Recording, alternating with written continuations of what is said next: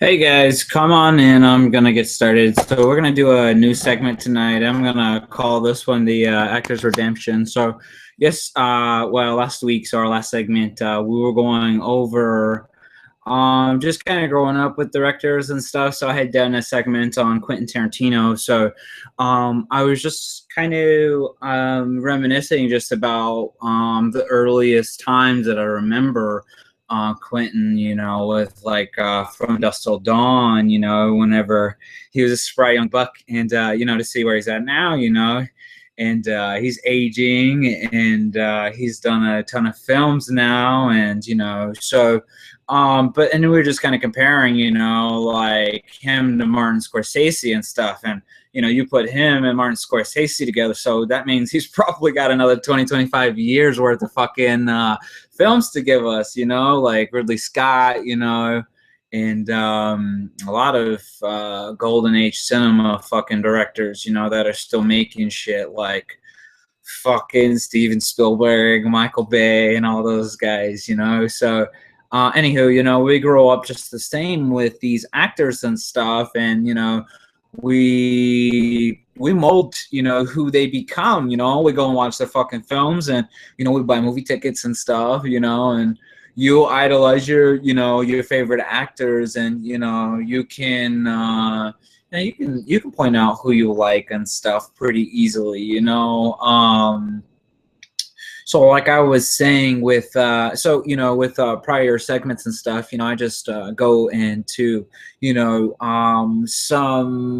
some conversation that I have, with my family and stuff, and just wherever I go, I like I was saying, I go my go-to is film. So the response that you get a lot is going to be very automated, and even such with actors and stuff too. Okay, so people will tell you who they fucking feel like America's best actor is, and try to say that it's theirs and stuff, which is all fine and dandy. But the heart of these segments is to find the true film to understand why certain films are your best films, to understand why you watch certain things, what are you looking for, like.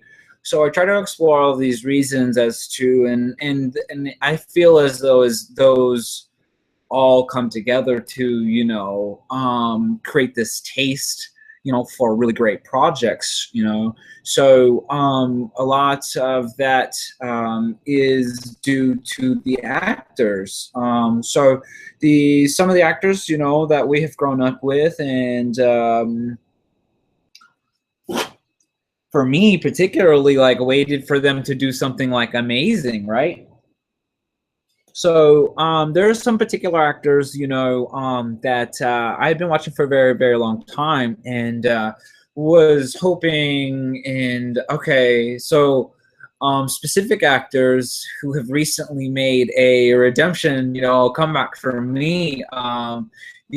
So certain actors that I like to talk about, Ben Foster, Emile, Hirsch, and fucking Taylor Kitsch, right? So they a few of these guys had started out on very cool projects in the younger days, older days, so I was born in 86, so it makes me 30 this year, so like I was saying, with Quentin, my first run in with him was like 90 fucking 5, with From Dusk Till Dawn and stuff like that. So I grew up with film, as we all do, right? So movies are like a part of your life and a part of your family, so often what I was saying is you learn so much from these. A lot of these things, you idolize big stars, and you resemble them. Like my father always reminded me of Arnold Schwarzenegger. I'm not sure if that was because that was his favorite actor, you know what I'm saying? So it's like, you pick up all of these mannerisms and stuff. But anyways, Taylor, Emile had been in like Lords of Dogtown.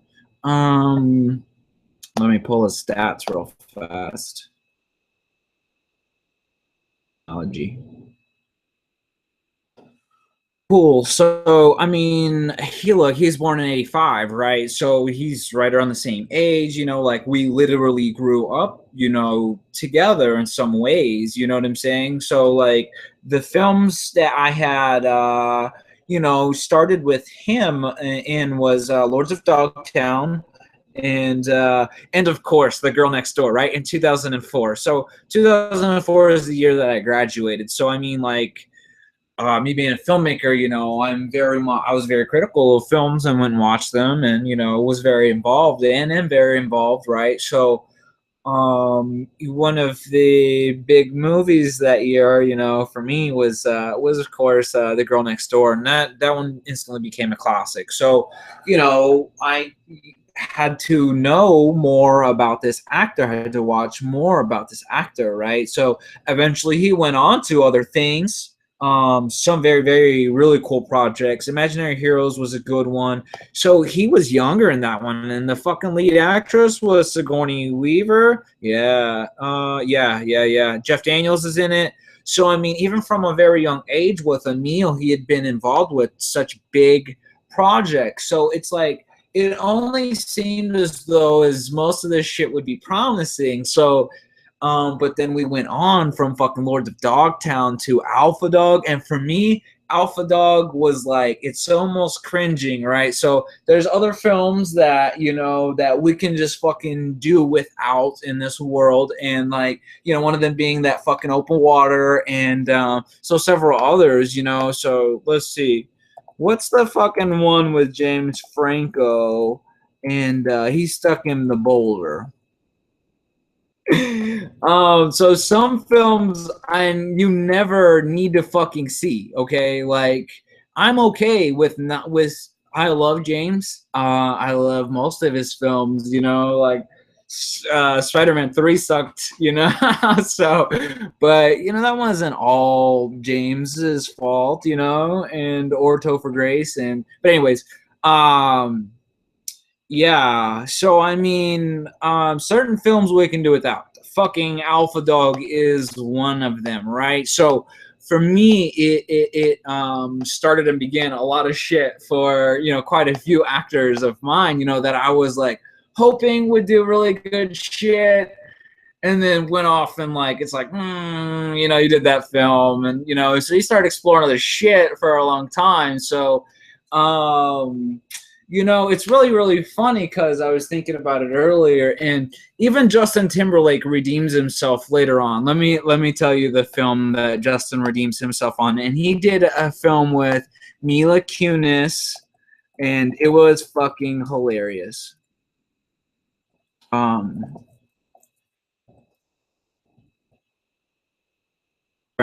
what was it? With benefits, friends with benefits in 2011. Cool. So, fucking Alpha Dog was 2005. So, he Justin didn't redeem himself for a long time, but Justin redeemed himself in the public eye like a million times over from Alpha Dog. With the dick in the box thing and all sorts of other shit, and so SNL did wonders for him and stuff. And yeah, that fucking movie with Mila Kunis was written really, really well, and in the box office that we are in that same fucking era. He's competing against Ashton Kutcher with another film that was just like it, but this one was really funny. Here, I'll tell you that film too.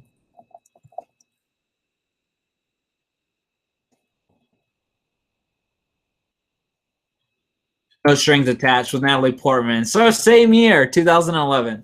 So I definitely like the Mila Kunis one a little better. So, anyways, back to Ben Foster and Emile Hirsch. So, they've had very, very long careers. I mean, shit. 2004 was 12 years ago. So you're talking about getting into fucking seasoned veterans now. So, and it's really, really cool because in this last couple years, so Emile went on to did shit like Into the Wild was fucking, oh man. Into the Wild was one of those ones you wish you could fucking take back. Like, It was I think, and what's really fun about that one is I thought that one was directed and written by fucking Sean Penn. Yes. It's like, why, Sean, would you choose that film to do? I was saying it before. It's just in some of these roles, you can't figure out, is it the character that I fucking don't like, or is it the actor? And on some of these films, I've concluded it's the mixture. It's both. Like, this film might have been interesting with someone else in the same role, possibly, but then again, this fucking role was just redonkulous. Like, I'm not sure who would have played in fucking Into the Wild. I'm not sure I could stand that role with anyone, to be honest. You know what I'm saying? Anywho,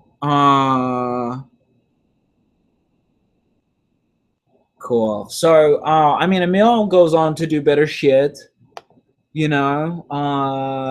did Sea Racer next after Into the Wild, and that one was not good either. And then he did Milk, and oh my god, the worst was The Darkest Hour. Okay, and then I thought it was over. So I thought it was over in 2011. So The Darkest Hour was probably fucking rock bottom. So if Alpha Dog and fucking The Darkest Hour got into a fight and knifed each other, no one would give a fuck what the result was. You would actually hope that both of them fucking died, during the battle. Anywho, so go watch The Darkest Hour. Don't. You'll never get that time back. You'll never get that time back. And then so we thought it was over with. And then he fucking, I'm like, I don't know if you guys were excited about The Savages, but it seemed like that shit was going to go good. Okay, so Ridley Scott directed it. I don't know who the fuck did the story. Maybe that's where, shit got awry. Oh my god! So it was Oliver Stone, and which is probably even worse than having Ridley Scott direct it, because I thought it was like Ridley Scott was on a fucking roll, with Prometheus, and then fucking this one. So I was mistaken. So Oliver Stone directed Savages, which was probably even worse. Because, Oliver Stone directed fucking wonderful films. Like, I don't want to misquote it. I think he did The Professional.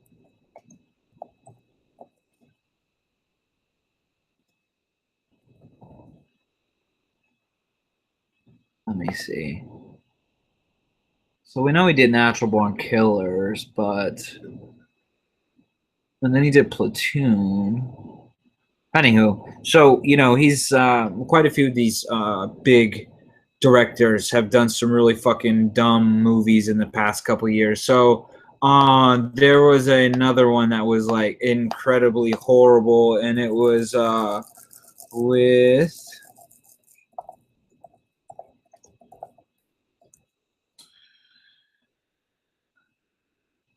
Cameron Diaz and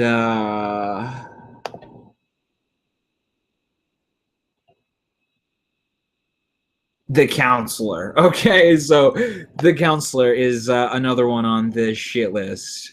So I don't know what the fuck happened with that one. And that one was directed by Ridley Scott, and like, it was atrocious. Cool. So back to Savages.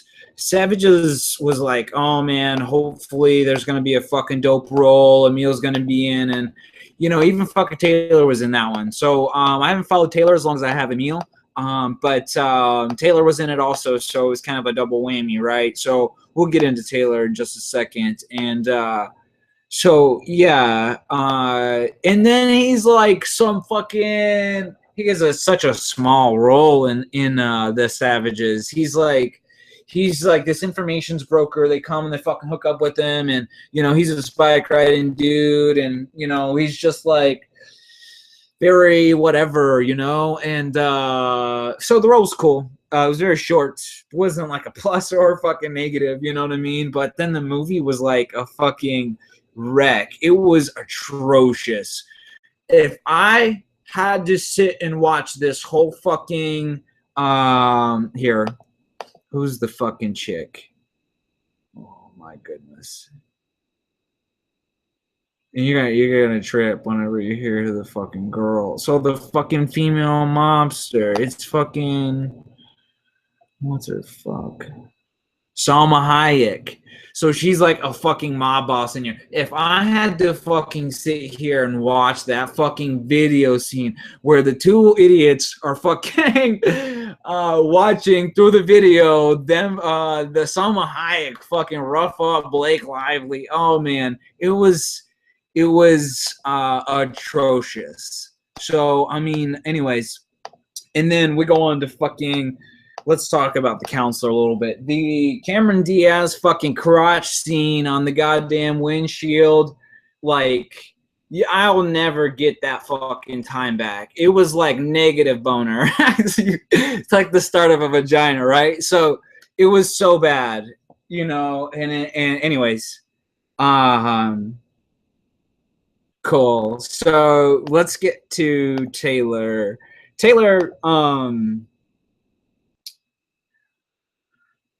So let's get into and then I don't fucking so I mentioned before the American audience just has a fucking shitty taste. Let's just put it like that. So it's not to be anti-American. It's just like, you know, literally do the test. Like talk to 10 people around you. 9 out of 10 of them have a shitty selection of films. Okay, so you're gonna be in the if you're watching this show, you possibly, you know, may be in that fucking bottom 10 percentile, which is like cool, high five, you know. But yeah, I mean, so for instance, with Taylor, you know, John Carter was to me one of the most exciting, adventurous. So the Deja Thoris was amazing. Like, so if you're into like Red Sonja and fucking like Conan the Barbarian, you know, old school shit, they really brought like it back, you know, in a sense that it was very nostalgic. Like you felt like you've been with this literature for a long time. So Edgar Rice Burroughs had written that shit like in the early 1900s, and you know, it was about. So it was really, really good story, right? So he writes himself into the story as a young child and like blah blah blah. So it gets complex is what you mean by blah blah blah, right? So the American audience doesn't like complexity, you know, as I was saying with several other films. So the Tom Cruise film,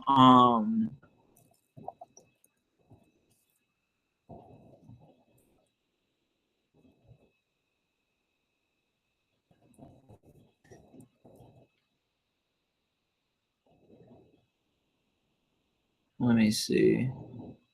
Edge of Tomorrow. So that one to me is severely underrated, like John Carter of Mars, in the sense that it was fucking amazing and it just wasn't well received at all, you know. And with John Carter of Mars, we're not even gonna get to fucking see anymore with this cast or anything. They're gonna have to do a reboot or whatever, just because it's been such a large gap and there's been no talks about this shit coming back. So anyways, projects like that get fucking killed, and then we get to see fucking Saw fucking 8, and then Fast and Furious 8, and atrocious films like so I was saying about Fast and Furious is I couldn't even remember Luda being in the fucking later ones at all. I just don't even know. Anyways, it's like so what the analogy that I'd use is it's just like it's a cock battle between Vin Diesel and fucking The Rock. You know what I'm saying? It's like we're pissing into the wind. They're crossing streams, you know. So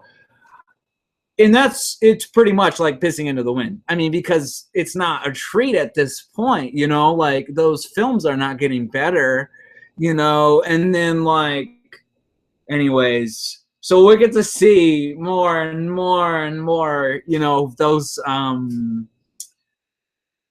we got a new Mad Max, and there's fucking, there's the electric guitar spitting out fire and shit. But in that motherfucker, they fucking swept it. They swept it. I think, what was it? It was the Oscars, right? But anyways, They swept it, and almost, I think that film took home 10 fucking Oscar. Is it Oscar? I'm gonna check right now.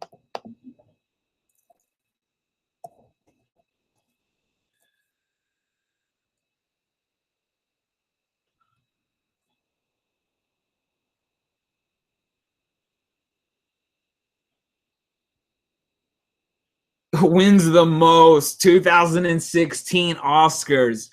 Fuck you, American audience. Like, that film, like, I don't even know what to fucking say about that film, you know?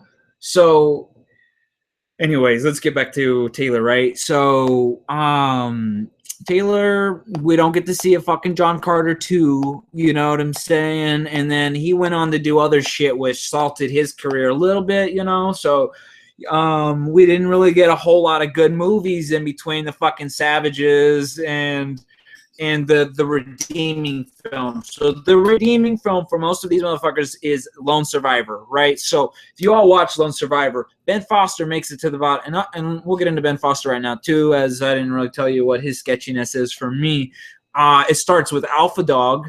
If you've seen Alpha Dog, you know he's one of the lead little kidnappers that fucking kidnapped this kid and stuff. And anyways, so we didn't get to see a lot from Taylor due to a lot of that stuff. Bear with me.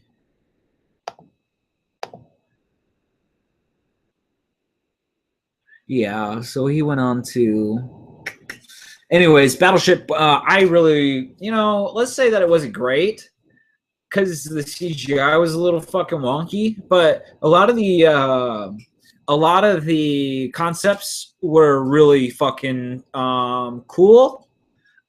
So them steering the fucking aliens into the goddamn sun was like, I liked it. It was a nautical fucking trick, you know? But anyways, I mean, other than that, it didn't have much going on for it. You know what I'm saying? So there's a lot of fucking around screaming and bullshit. And anywho, so Lone Survivor redeems a lot of these guys, especially these three. So Ben Foster, let's get to Ben. Ben, the bullshit starts with Alpha Dog, and so Ben has always been one of those guys just like, I never thought I would ever like him. Okay, so he's always just had this fucking crackhead fucking role playing bullshit about him. And you know, it's like watching someone who plays a fucking crack addict all the time. You know what I'm saying? Like, he's over the top. So, but yeah, I mean, I hadn't imagined that he would ever do anything that I would even particularly be interested in. But let me pull him up. I've seen him in so many. So the mechanic is like, I was saying that it's ultimate. That is the ultimate personification of what I do not like about him. The role is just so over the top. He's just so fucking sketch. And I'm not sure if, you know, that's what I meant about earlier, is like, I'm not sure if it's the writing of the fucking character, because, you know, even Jason was like that for the earliest films. It's just like, I'm not sure if I like this fucking dude. You know what I mean? Like, so in the mechanic, Jason's the more likable one, and I you know, he certain films with him touched a soft spot. So the Expendables 1 with Jason was probably my best Jason film. I can't remember another one being any better. We'll have to look it up. Anywho, it'll be another day. But yeah, Foster in The Mechanic is like the epitome of why I'm like, Ben, you know, what the fuck is wrong with you, you know? Anyways, so he, and then other ones, oh my god. Punisher is the one, and then almost maybe the worst, X-Men: The Last Stand, which is like anyone who was in that film instantly got down fucking rated a grade. anyone who was in there got salted a little bit. But yeah, so I don't remember him in 30 Days of Night. I have to go back and watch that one with him and see his role in there. But Josh Hartnett's a little hard to stomach at times too. But anyways, cool. So Ben has redeemed himself as of Lone Survivor. Ben is actually one of the few that make it down to the fucking bottom. So, and I'm not sure if it's just the characters in this film that makes them all, you know, feel so much cooler. But, you know, for me, after 2013, you could put a few extra zeros at the end of their names. You know what I'm saying? With all of them, I mean, Taylor Kitsch, Ben Foster, and fucking Ben. I said Ben Foster's right. So who's the fucking third one? Emile Hirsch. Yeah. Cool. So I actually haven't seen Lone Survivor recently, so I'll have to go back and watch it. But so Ben makes it the furthest, and I think Taylor's the first to die. I think then Emile, but so Lone Survivor. So they're all part of the same team, and yeah, you know, Mark makes it down to the bottom of the hill, but so does Ben, and then gets shot. You know, I think right at the fucking bottom. Anywho, go in, check out Lone Survivor, check out The Darkest Hour, check out Battleship. Anywho, you want to see some good shit? Check out John Carter of Mars. Hey, so you know, it was really funny. I was trying to think of who Deja Thoris was. And here, let me see. I think it's Jennifer Lawrence. No, it's not. I don't know who the fuck that girl is. Lynn Collins? Meh. Anyways, cool. And then she ain't really been in much. She ain't really been in much. Oh, what the fuck? Cool. She was in X-Men Origins. She was Wolverine's little fucking girl in X-Men Origins. The one that was the undercover fucking chick. And you know, Jennifer Lawrence was in there too. Yeah. Anywho, so yeah, her name's Kayla Silverfox in X-Men Origins. And then she played Deja Thoris 3 years later. Word. Cool. Till next time.